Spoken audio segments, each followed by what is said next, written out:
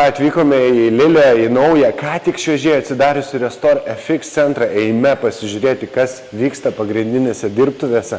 Yra tikrai daug vietos, virš 10 automobilių galima sutalpinti ir daugiau.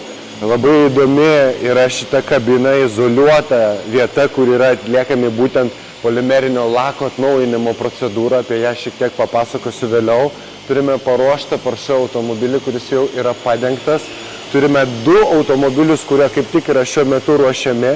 Kaip ir kalbėjome, Restore FX polimerinio lako danga veikia tuo principu, kada reikia išplauti detaliai automobilį, sušiaušti seno lako paviršių, tą, ką vyrukai dabar ir daro.